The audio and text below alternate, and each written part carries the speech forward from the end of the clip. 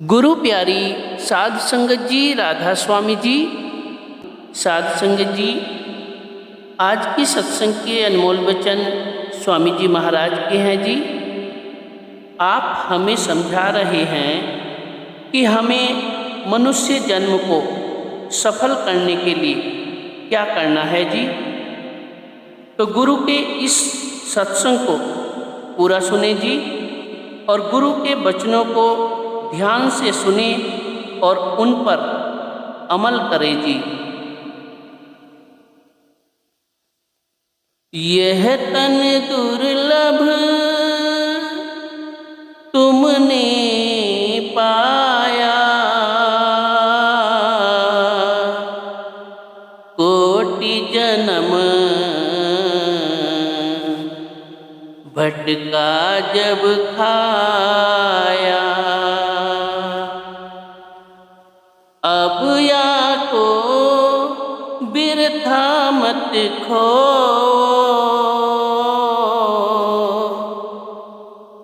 चैतो छिन छिन भक्ति कमाओ। संत सतगुरु सचखंड से आते हैं।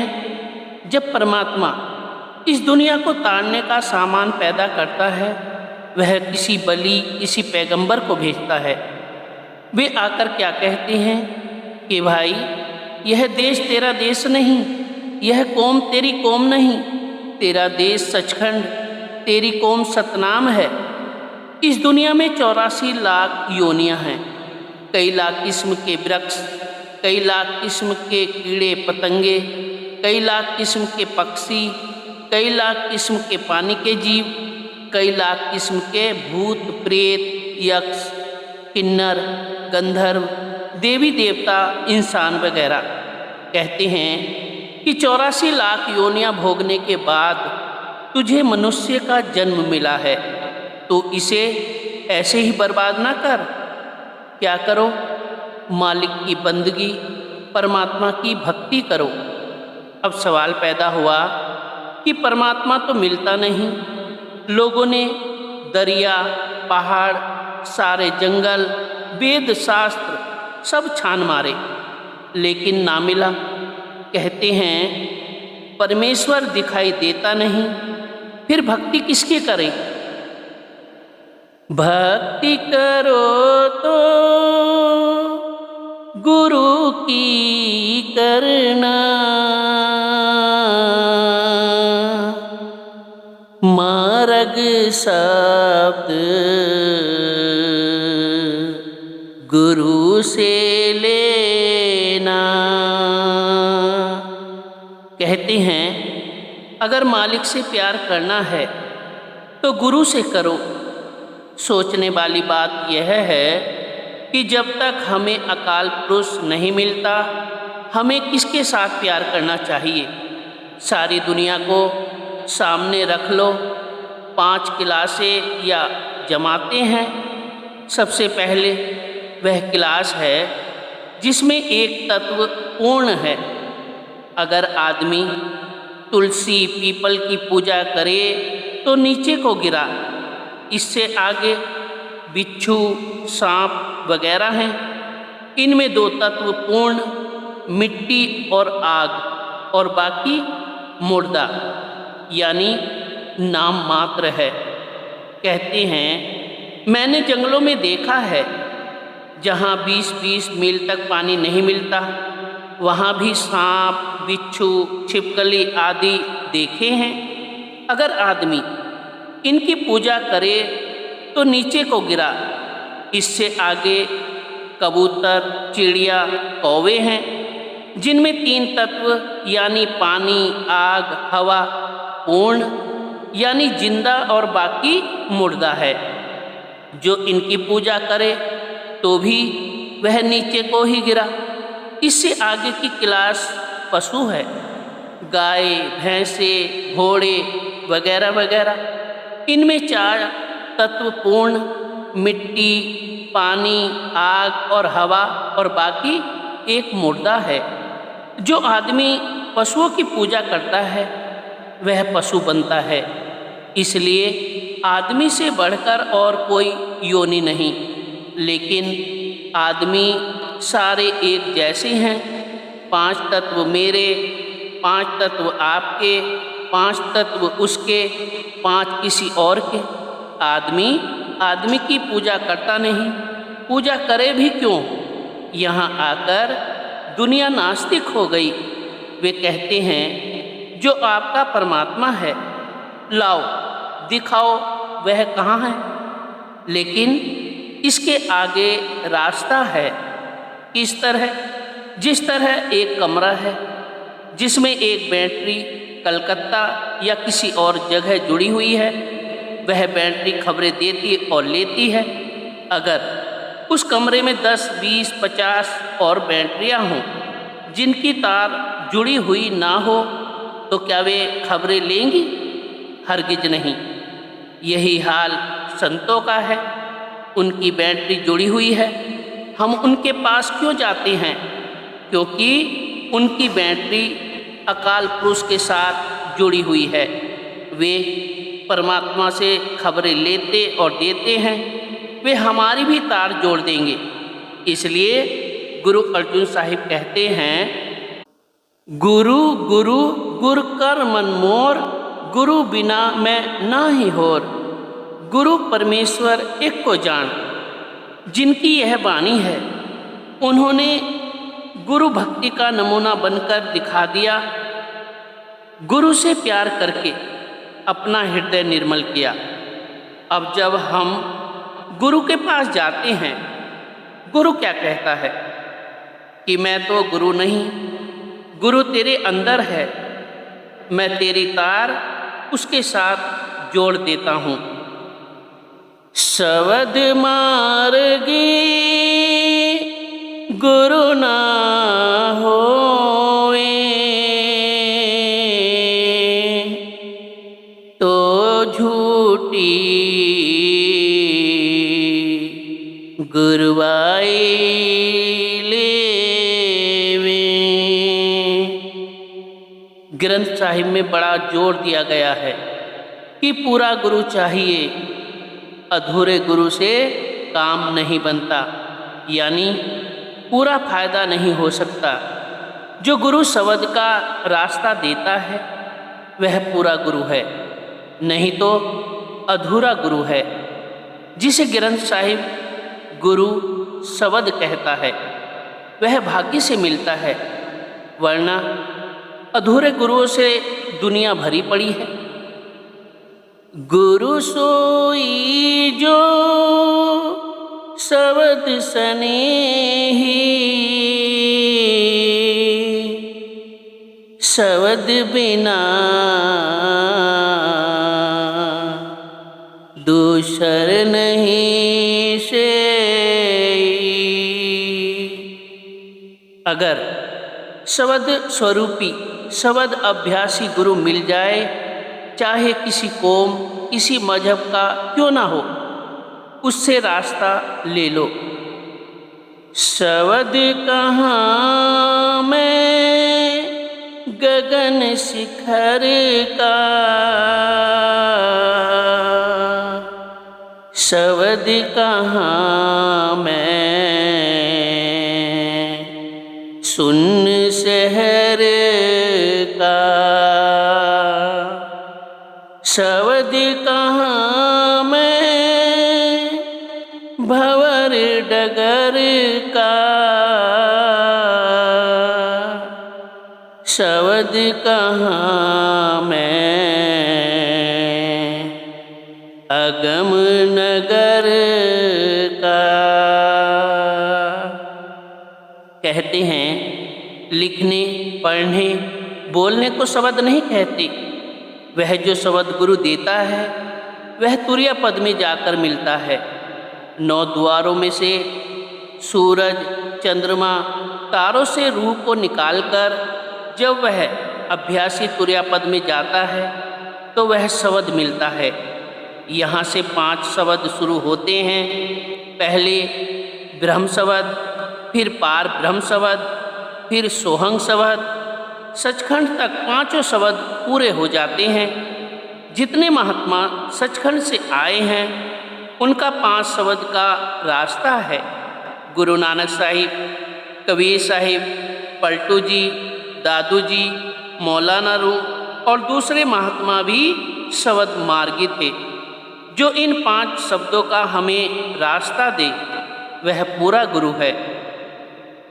गुरु पहचान खूब मैं गाई, धोखाया मैं कुछ न रहाई। अब हमने गुरु की पहचान बता दी है। अगर ऐसा गुरु मिले तो बड़ी खुशी से धारण कर लो। शब्द कमावे सो गुरु पूरा, उन चरणन की हो जा धूरा। अगर गुरु शब्द की कमाई करता है और शिष्यों को शब्द का रास्ता बताता है, ऐसा गुरु मिल जाए तो बड़ी खुशी से धारण करो। और पहचान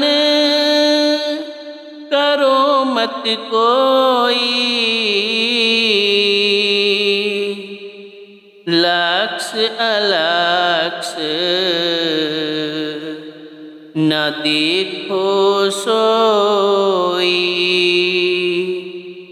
कहते हैं और पहचान करने की जरूरत नहीं।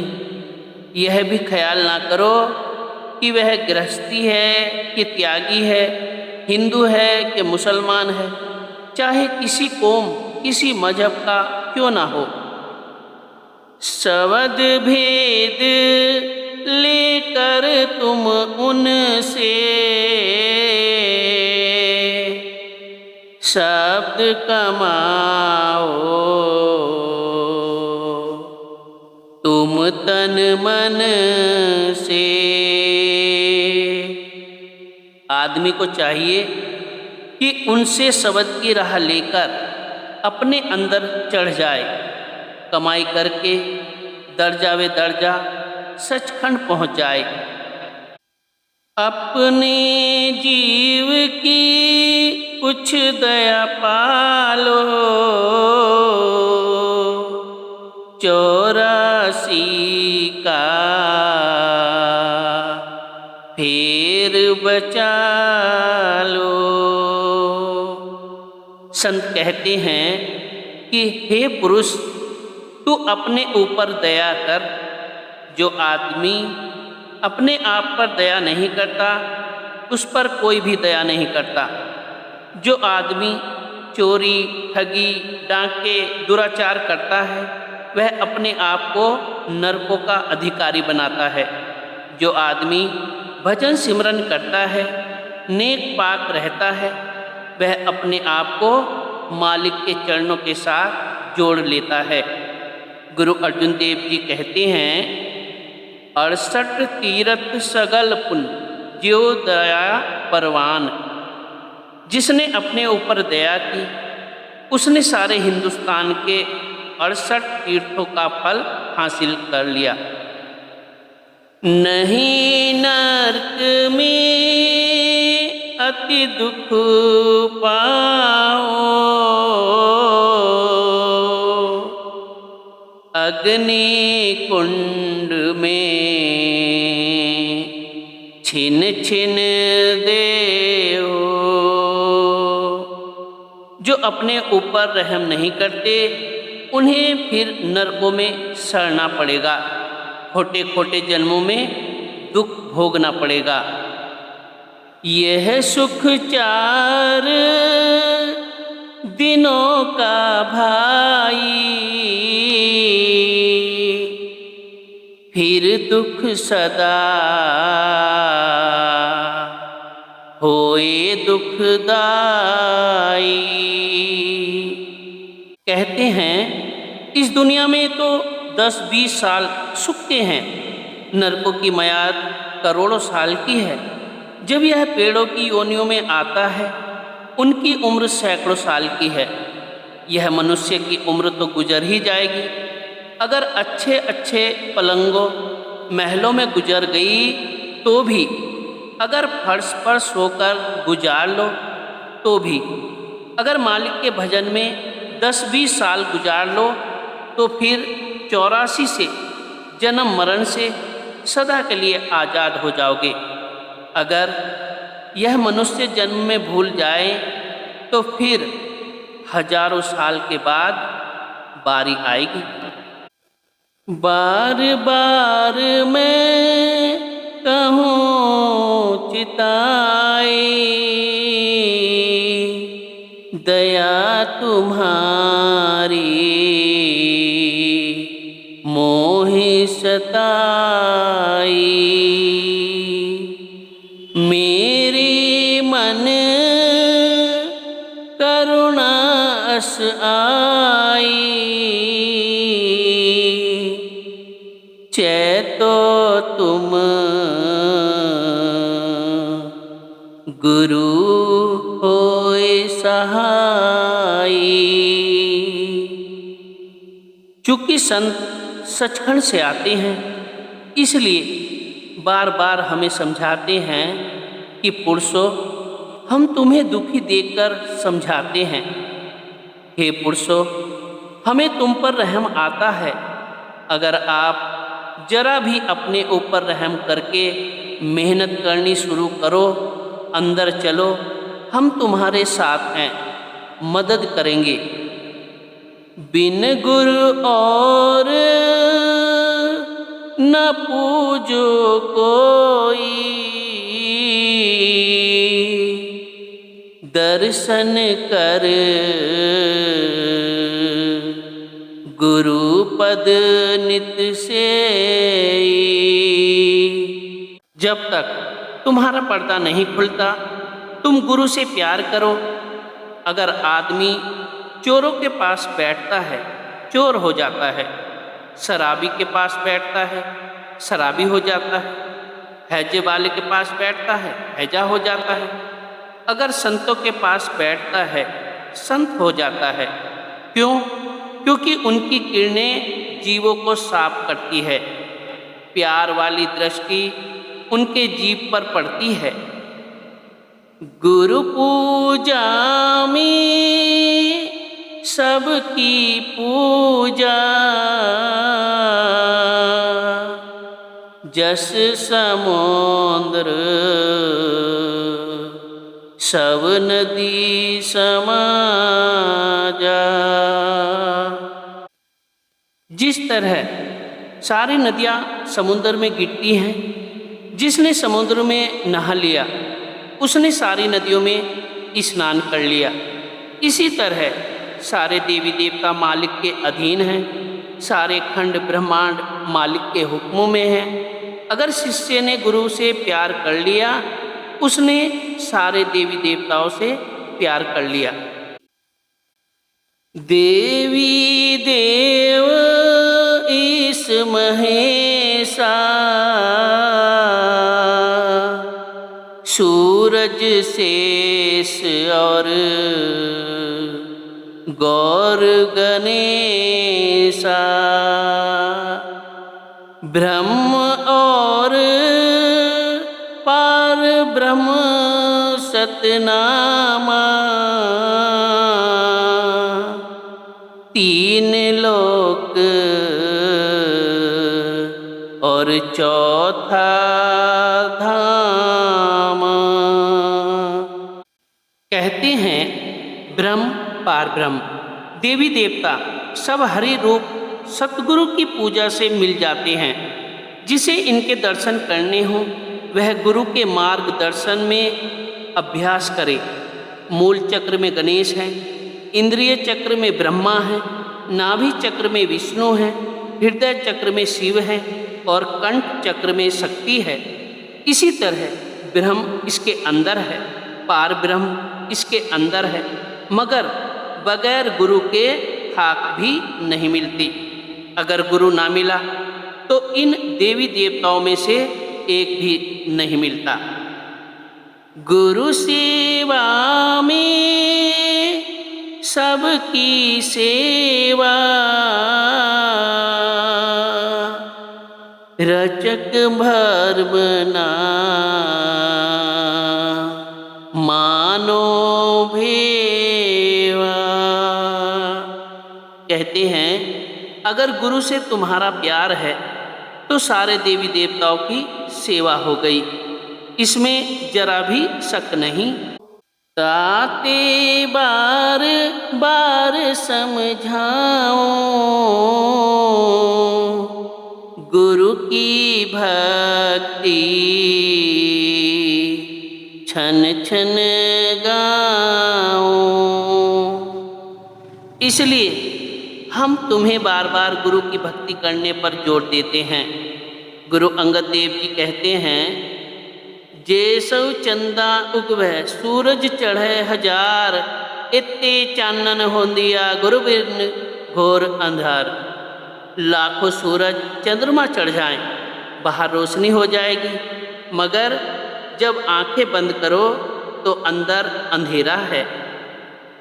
गुरुमुख होए गुरु आज्ञा बरते, गुरु बरते एक छिन में तरते। अगर पूरा गुरु मिल जाए, शिष्य अभ्यास करके अंदर शब्द के साथ जुड़ जाए तो अंदर पर्दा खुल जाए। जो जीते जी मुक्ति है वह गिनती में है, बाकी सब ऐसे ही हैं।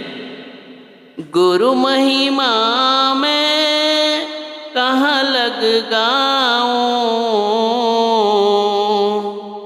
गुरु समान कोई और न पाऊं। कहते हैं गुरु की महिमा कहाँ तक करें, गुरु के बराबर गुरु ही है और कोई नहीं। गुरु अस्तुत है सब मत माही, गुरु से बेमुख ठोर न पाई। दुनिया के सारे मतों में जो भी भजन सिमरन अभ्यास करते हैं गुरु की महिमा करते हैं। सारे वेद शास्त्र कहते हैं कि बिना गुरु न किसी को परमेश्वर मिला है न मिलेगा। भोग विलास हुकूमत जग की, धन और हाकिम के बस रहती। कहते हैं दुनिया की दौलत पैदा करने के लिए तुम लड़ाइयों में जाते हो, वह धन बाल बच्चों की सेवा में खर्च करते हो, वे बाल बच्चे साथ नहीं जाते। कहते हैं अगर इसका 10वां हिस्सा भी गुरु की सेवा में खर्च करो तो तुम्हारा जन्म संवर जाए। हाकिम सेवा तुम कस करते, धन और मान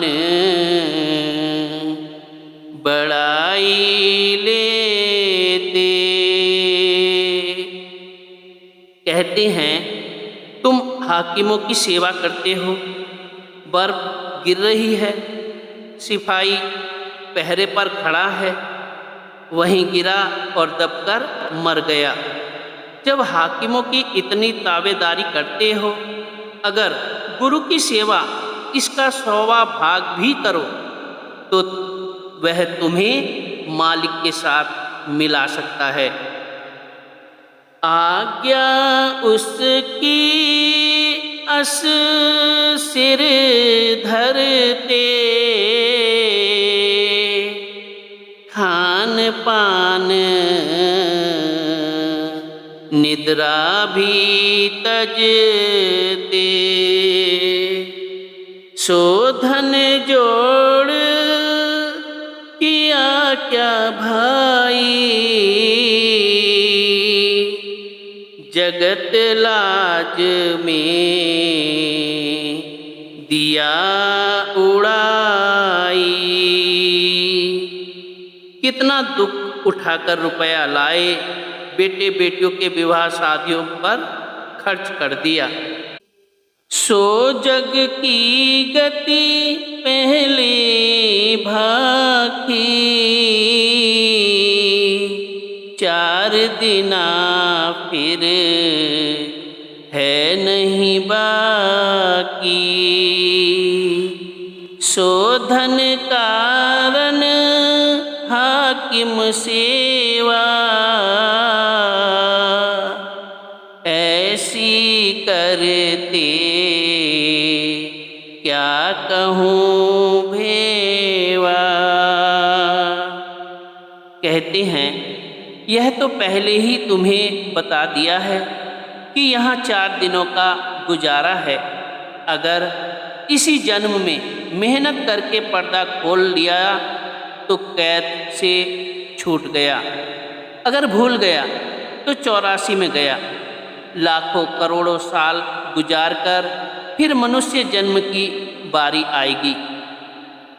गुरु सेवा जो सदा सहाई,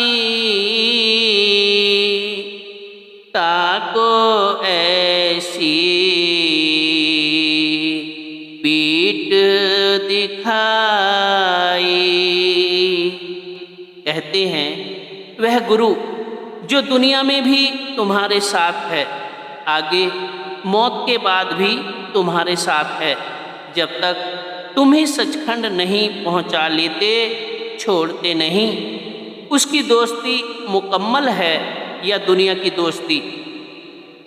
दिन नहीं पक्ष, मास नहीं बरसा, कभी ना दर्शन को मन तरसा। कहते हैं जिन बेटे बेटियों को साथ नहीं जाना, उनकी सेवा में सारी उम्र लगा दी।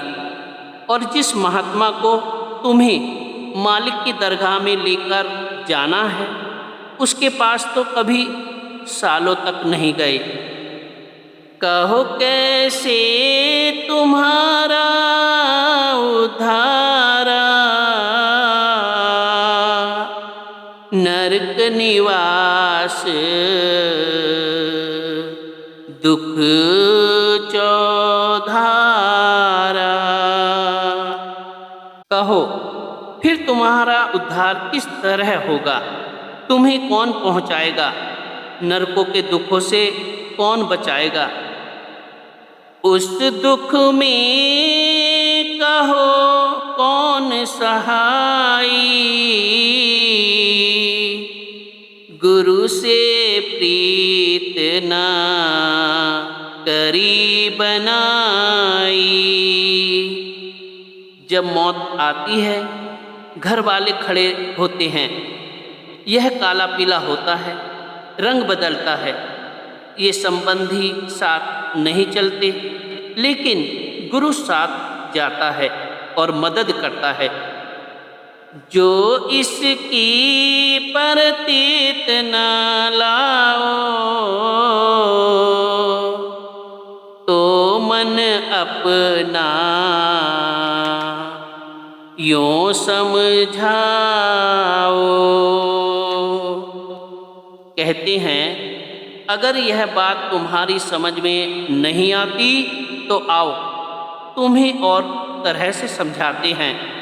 रोग दुख नित प्रेत सताए, मौत पिया दे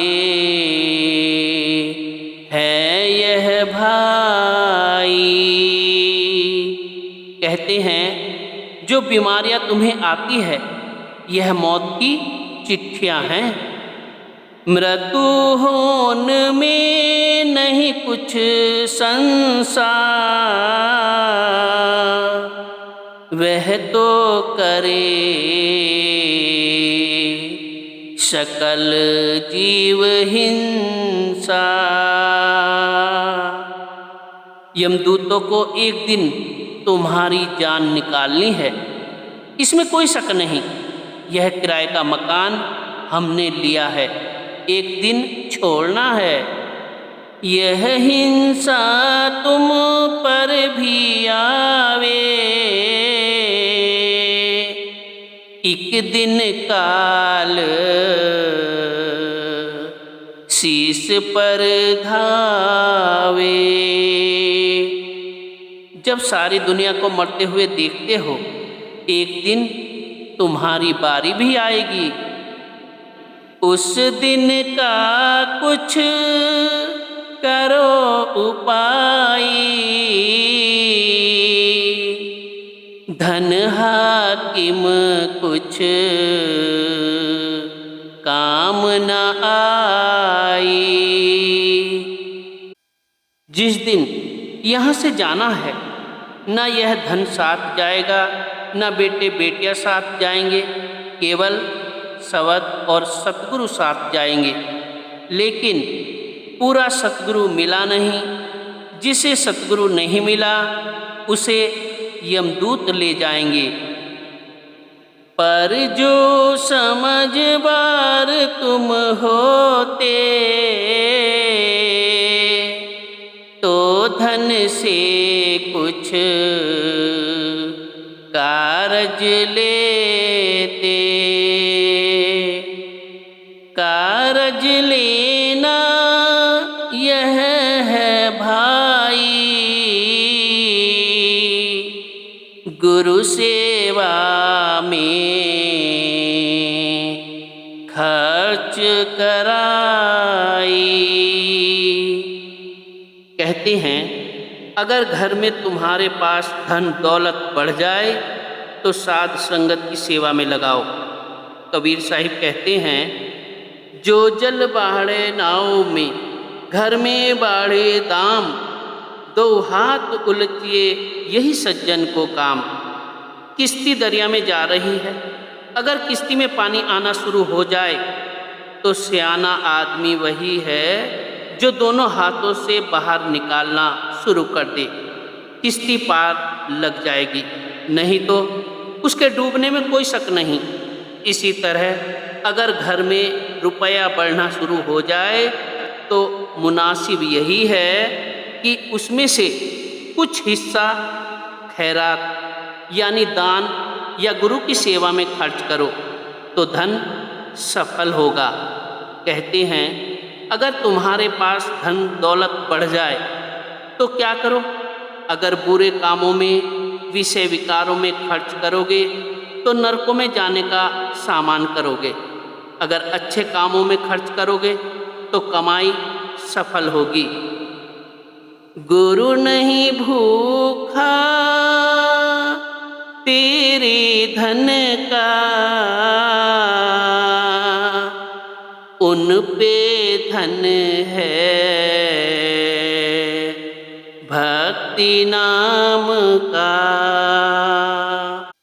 कहते हैं, श्रेष्ठ धन कौन सा है?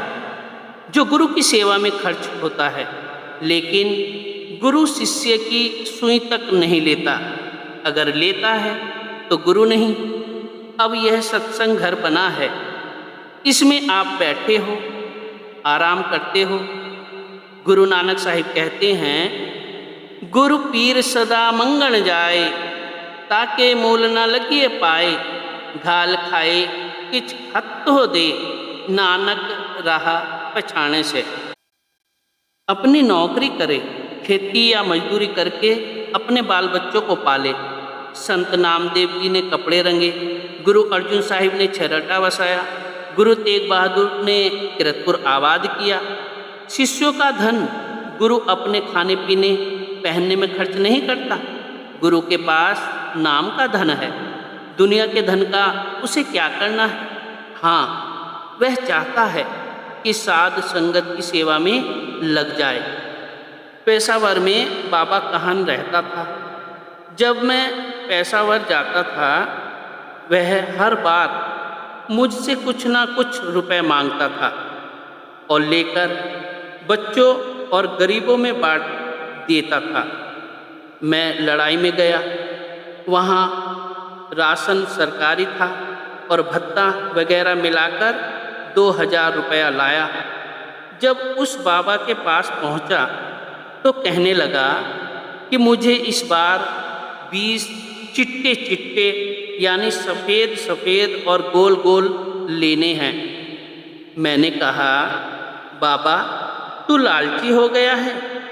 उसने दोबारा कहा कि 20 लेने हैं चिट्टे चिट्टे। मैंने निकाल कर आगे रख दिए। कहने लगा, उठा लो, तुम्हारा दिल टूट जाएगा। देख लो, मैं आप नहीं खाता। यह देखो, मैं तुम्हारे सामने गरीब लड़के लड़कियों में बांट देता हूँ। मैं चाहता था कि तुम्हें यह रुपए हजम हो जाएं। अगर रुपया साध संगत की सेवा में लगता रहे, गृहस्थी पर ना कभी मुकदमा बनता है, ना कोई बीमारी आती है। नहीं तो कोई मुकदमा पड़ गया, बीमारी आ गई, हिसाब वहीं का वहीं रह गया। जिसके पास नाम की दौलत है, वह दुनिया की फना दौलत से कब प्यार करता है। पर तेरा उपकार करावे, भूखे प्यासे को दिलवावे। गुरु तुझ पर उपकार करता है, भूखे को प्यासे को दिलवाता है। कोई मकान बनवा दिया ताकि इसका रुपया सार्थक हो जाए। जो दौलत इस तरह निकलती रहती है, वह आदमी की अपनी है। एक फकीर का कायदा था, वह जिस गांव में जाता था, रोटी उसके घर से खाता था जिसकी हक की कमाई होती थी। यानी वह पहले यह पता कर लेता था। इत्तेफाक से एक दिन जंगल से जा रहा था, एक आदमी मिला। उससे पूछा कि इस साथ वाले गांव में कोई हक की कमाई वाला शख्स है। उसने कहा कि फलाना साहूकार है। फिर पूछा कि उसके पास कितना रुपया है। कहने लगा कि 1 लाख के करीब। उसके कितने पुत्र हैं? 4। जब वहाँ पहुँचा, कहा कि लाला जी रोटी खानी है। साहूकार ने कहा कि आओ जी महात्मा जी, बड़ी खुशी से खाओ। फकीर ने कहा, 2 बातें आपसे पूछनी है। हुक्म करो। साहूकार ने कहा, आपके पास कितना रुपया है? साहूकार ने जवाब दिया, 40-50 हजार। फिर पूछा, आपके कितने पुत्र हैं? साहूकार ने जवाब दिया, 1। महात्मा उठकर चल पड़ा। साहूकार ने हाथ जोड़कर अर्ज की कि महात्मा जी नाराज हो गए, चल क्यों पड़े? महात्मा जी बड़े क्रोध से कहने लगे, मैंने तो तुम्हें धर्मात्मा समझा था, हक की कमाई करने वाला समझा था। तुम तो झूठ की गठरी हो। तुम बताओ, मुझे तुम्हारे पुत्र ले जाने थे या तुम्हारी कमाई बांट लेनी थी? साहूकार ने कहा कि महात्मा जी, पहले आप मेरी अर्जी सुन लो। रोटी चाहे खाओ चाहे ना खाओ, मेरा एक पुत्र परमार्थ में मेरी मदद करता है, बाकी सब शराबी कबाबी हैं। वे मेरे लेनदार हैं और मैंने आज तक 40-50 हजार रुपया परमार्थ में लगाया है। बाकी पता नहीं चोरों को ले जाना है कि ठगों को। उनकी मेहर मुफ्त तू पावे, जो उनको प्रसन्न करावे। उनका खुश होना है भारी, संत पुरुष निज कृपाधारी। जब तू परमार्थ में खर्च करता है, यह उपकार है। हमें ना किसी से रुपया लेना है ना खाना है। गुरु का खुश होना परमात्मा का खुश होना है। गुरु खुश होगा तो हमें परमात्मा से जल्दी मिला देगा। गुरु प्रसन्न हुई जा ऊपर, वही जीव है सबके ऊपर। जिस पर गुरु की खुशी है, समझो सारा जहान उसका बाल भी बांका नहीं कर सकता। गुरु राजी तो करता राजी, कर्म काल की चले न बाजी। अगर गुरु खुश है तो धर्मराज कुछ नहीं कर सकता, ना यमदूत कुछ बिगाड़ सकते हैं। गुरु की आन सभी मिल माने, सुखदेव नारद व्यास बखाने। कहते हैं गुरु की महिमा सारे वेद शास्त्र और सारे ऋषि मुनि सुखदेव नारद व्यास आदि करते हैं। ताते गुरु को लेव रिझाई, और रीझे कुछ ना भलाई। गुरु प्रसन्न और सब रूठे, तो भी उसका रोम न टूटे।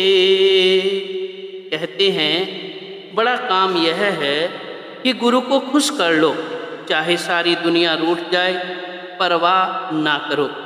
अगर सारा संसार रूठ जाए तो भी परवाह नहीं, लेकिन गुरु को खुश कर लो।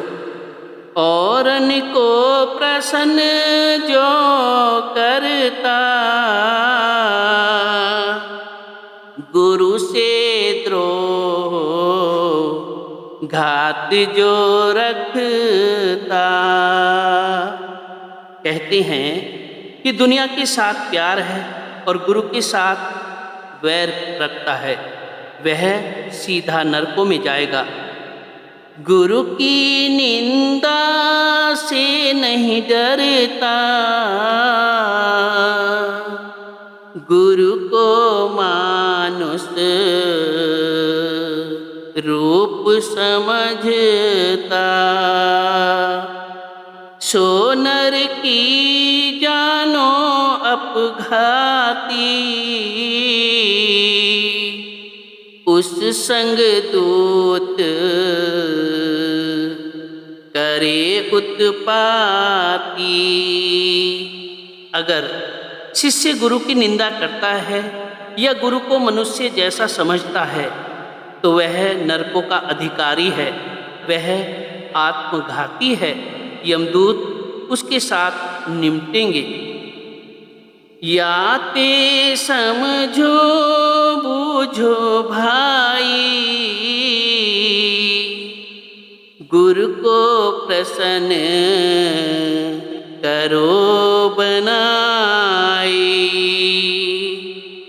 कुल कुटुंब कुछ काम न आई, और बिरादरी करे न सहाई। इसके अंदर खंडों ब्रह्मांडों पर ले जाने वाला कोई नहीं, ना बिरादरी, ना भाई बहन, ना कोई और। यह तो चार दिना के संगी, इन निज स्वार्थ में बुद्धि रंगी। कहते हैं ये जितने रिश्तेदार हैं ये तो अपनी गरज के बंधे हुए हैं। कभी माँ चली गई, कभी भाई चला गया। लज्जा डर इनका मत करो, गुरु भक्ति में अब चित धारो। कहते हैं कि गुरु के प्यार को मुकम्मल यानी पूरा रखो। इन रिश्तेदारों के प्यार की शर्म हया की परवाह ना करो। बादशाह बर्कशायर के ज़माने में एक सिक्के सिर का 200 रुपया मिलता था। सिक्कों की जान पर बनी हुई थी। लुक छिपकर गुजारा करते थे। लोगों ने औरतों के सिर काट काट कर पेश कर दिए कि ये सिक्कों के बच्चे हैं। बर्कशायर चाहता था कि सिक्कों का बीज ही नाश कर दे। इत्तेफाक से जंगल में छिपे हुए 400-500 सिख फौज ने पकड़ लिए। उन्हें बादशाह के सामने पेश किया। बादशाह ने उनके कत्ल का हुक्म दे दिया। उनमें एक सिखों का छोटा सा लड़का था। वह 4-5 खानदानों में एक ही था। उसकी माँ को पता चला। वह वजीर की औरत से मिली। वजीर की औरत ने वजीर को कहा। वजीर ने बादशाह से कहा। बादशाह ने कहा कि अगर यह कह दे कि मैं सिख नहीं तो मैं छोड़ दूंगा। जिस वक्त वे सारे सिख बादशाह के सामने आए, उस औरत ने कहा कि यह लड़का मेरा है। बादशाह ने उस लड़के से कहा कि तू कह दे कि मैं सिख नहीं। लड़के ने कहा, मैं सिख हूँ, मैं सिख हूँ, मैं सिख हूँ। आज जल्लाद सबसे पहले मुझे कत्ल कर, ताकि मेरी माँ को देर तक दुखी ना होना पड़े। इस कदर विश्वास और भरोसा शिष्यों के अंदर होना चाहिए। कैसी जबरदस्त गुरु भक्ति है। गुरु सहायता यहाँ वहाँ करे, उनसे करता भी कुछ डरे। गुरु दुनिया में सहायता करता है और अंदर खंडों ब्रह्मांडों में भी मदद करता है। काल भगवान भी गुरु के शिष्यों को छेड़ नहीं सकता, डरता है। एक साहूकार का कायदा था कि वह अपने आसामियों से सूद दर सूद लिया करता था। एक दिन वह एक जमींदार के घर अपने नए मामले का फैसला करने गया। जमींदार ने बहुत जोर लगाया, लेकिन उसने एक ना मानी। उसके पशु बछड़े और जो अनाज था सारा ही ब्याज में गिनगिना लिया, एक कौड़ी ना छोड़ी। जमींदार ने भी दिल में कहा कि अच्छा लाला, अब जा और अपना बिस्तरा ले जा। वह मजदूर ढूंढता फिर रहा था, क्योंकि जमींदार ने उसके इस सलूक से मजदूर लाकर नहीं दिया था। अब गांव में मजदूर कहाँ से मिले? एक महात्मा बैठा भजन कर रहा था। वह कहने लगा कि मैं तुम्हारा बिस्तर ले चलता हूँ, पर एक शर्त है कि या तो तू मालिक परमात्मा के भजन सिमरन की बातें करता चल और मैं सुनता जाऊँगा, या मैं करता चलता हूँ और तू सुनता जा।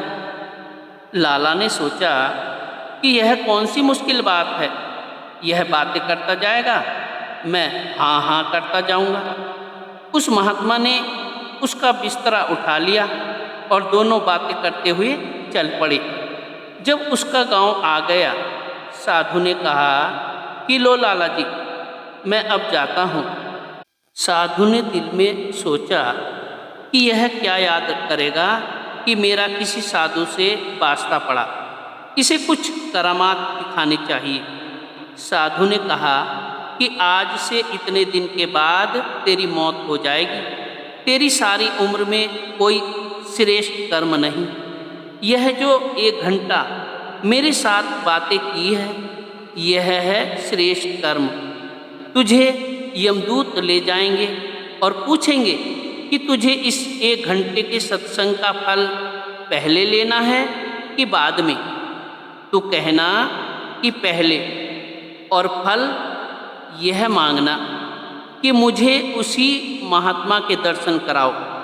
फिर जो होगा तू देख लेगा। जब मौत आई, धर्मराज के यमदूत आए और साहूकार को पकड़कर ले गए।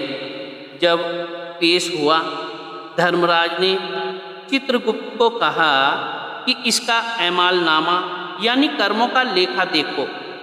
उन्होंने कहा कि इसका कोई श्रेष्ठ कर्म नहीं। धर्मराज ने फिर कहा कि फिर देखो, शायद कोई श्रेष्ठ कर्म हो।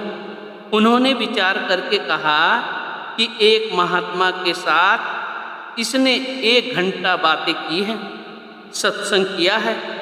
धर्मराज ने पूछा कि तू इसका फल पहले लेना चाहता है कि बाद में। साहूकार कहने लगा कि पहले दे दो, और यह है कि जहाँ वह महात्मा है मुझे वहाँ ले चलो। बाहर से महात्मा का शरीर यहाँ इस दुनिया में होता है, लेकिन उनकी सूरत खंडों ब्रह्मांडों पर रहती है। यमदूत साथ गए और वहाँ ले गए। महात्मा ने कहा, भाई साहूकार, तू आ गया है? साहूकार ने कहा कि जी हाँ, आपकी कृपा से आ गया हूँ। पर वे यमदूत बाहर खड़े हैं। अब जहाँ मालिक का भजन सिमरन हो वहाँ यमदूत नहीं जा सकते। साहूकार को अंदर गए काफ़ी देर हो गई। उसका 1 घंटे के सत्संग का फल खत्म हो गया। यमदूत बाहर खड़े हैं और आवाज़ें और इशारे देकर बुलाते हैं, लेकिन वह बाहर नहीं आया। यमदूत आखिर हार कर चले गए और धर्मराज के आगे जाकर शिकायत की कि वह नहीं आता। धर्मराज ने कहा कि वहाँ ना मेरा गुजारा है ना तुम्हारा, इसलिए अब तुम उसका ख्याल छोड़ दो। साधुओं के 1 मिनट के सत्संग के बराबर कोई कर्म नहीं। सत्संग से काल भी डरता है, धर्मराज भी। इसी सिलसिले में गुरु अर्जुन देव जी फरमाते हैं, जह साधु गोविंद भजन कीर्तन नानक नीत, ना हो ना तूने छूटे निकट ना जायो दूत। कुल कुटुंब से कुछ नहीं सारे, इनके संग नरक में पड़े। धर्मराज के यमदूत तो केवल मौत के वक्त आते हैं, पर ये रिश्तेदार तो जिंदा यमदूत हैं। इनके लिए क्या क्या नहीं करना पड़ता। कार्य मात्र बर तो इन माही, बहुत मोह में बहुत दुख पाई। हाँ, बाल बच्चे छोड़ने नहीं, उनके साथ व्यवहार रखना है, लेकिन जो असली प्यार है वह गुरु के साथ होना चाहिए। ताते सत्संग सतगुरु सेवो, नाम पदारथ दम दम लेवो। सतगुरु, सत्संग और नाम की कमाई करो। इस दौलत को भी साथ साथ इकट्ठा करते जाओ और साथ साथ गृहस्थ भी निभाओ। गुरु समान और नाम समाना, तीसरे सत्संग और ना जाना। कलयुग में मुक्ति के 3 उसूल हैं। अव्वल गुरु, दूसरा सत्संग और तीसरा नाम की कमाई। सारा ग्रंथ साहिब इन तीनों की महिमा करता है। इनसे सब कारज होए पूरे, कर्म काट पहुँचो हर मोरे। इनसे मुक्ति हो सकती है, जन्म मरण खत्म हो सकता है और दुनिया में भी सुख ले सकते हो। यह कहना मेरा अब मानो, नहीं अंत को पड़े पछतानो। गुरु नानक साहिब, कबीर साहिब और दूसरे जितने महात्मा हुए हैं, सारे यही कहते आए हैं कि जितने सुख हैं 4 दिनों के हैं। धन और मान काम नहीं आवे, हुक्म हाथ में सभी नसावे। न धन साथ जाता है, न यह बादशाहत और न ही हुकूमत साथ जाएगी। गाते कुछ भक्ति कर लीजिए, यह भी सफल कमाई कीजिए। सब कुछ समझाकर आखिर में समझाते हैं कि जिस तरह हमारे घर के सारे काम जरूरी हैं, इसी तरह मालिक का भजन अति जरूरी है। इसलिए 100 काम छोड़कर भी मालिक का भजन कर लो।